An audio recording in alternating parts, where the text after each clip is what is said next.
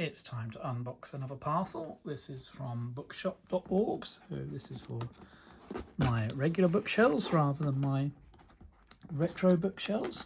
So we'll break the tab here. I've already removed the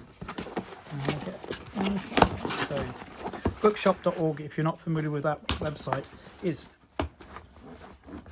I'll link up with independent booksellers. So it's a good way to support authors and bookshops rather than through certain multinational companies. And as you can see, nice packaging, protects the book well. So I'll take the book out of here.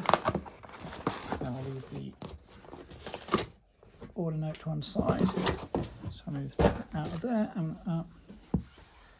And so we have Ramping Up Rights, An Unfinished History of British Disability Activism by Rachel Charlton-Dailey. And this is a very timely book with the current discussions about changes to benefits.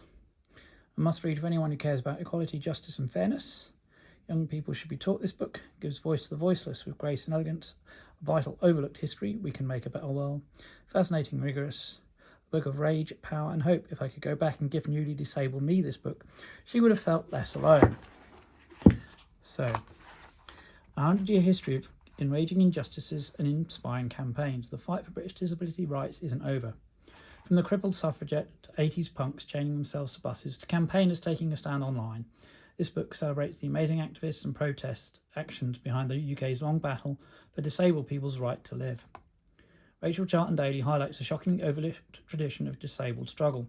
She unpacks how British attitudes went so wrong in the 21st century and interviews campaigners and disabled people about how they have reclaimed power, from resisting government reforms to changing the media narrative. She explores live frontiers in the push for civil rights, from the scandalous inaccessibility of our education and transport systems to the existential debates about genetic screening and the right to die.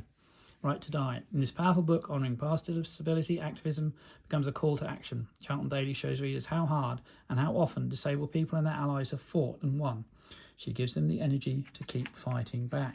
So again, very timely with the recent vote on assisted dying, and obviously many disabled voices speaking up against that. Fernando and Granda, for always believing in me, I'll keep you with me forever. Trigger warning and language notes, forward by Ellen Clifford. Part 1, Roots and Reckonings, My Freedom of Spirit, early 1900s. Does He Take Sugar, the Pan-Disabled Movement, 1950s to 70s. Let Us Live, the Social Model, 1970s. Coalition, the Decade of Disabled Persons, 1980s. On Pity, Direct Action, 1980s and 90s. Disabled Anarchist Blues, the Arts Movement, 1980s to 2000s. Cuts, Kill, 1990s to 2010s. We Shall Not Be Removed, COVID, 20 to 2022. Heating or Eating, 2022 to 2024. Part 2, Today and Tomorrow. Don't Make Me the Problem, Ableist Media Narratives, A Decent Life, Independent Living and Equal Access. Does the Minister really think this is supporting people, work and education? Assist us to live, birth, death, genetics and assisted dying. Conclusion, just ask. Afterward, the community speaks, acknowledgements, bibliography and index. So, as someone who does live with a disability myself, with a permanent stoma due to Crohn's disease, and you see quite an extensive bibliography at the back there, an index of topics, and this really does affect me. A lot of the issues raised in this book, and I'm sure it will affect people you know too. So thank you to Rachel for writing this book. Hope more people will read it, and not just those in the disabled community. Perhaps there could be some allies who will stand up alongside us. So keep watching the channel for more book unboxing, retro shelf, merch stand, gameplay videos.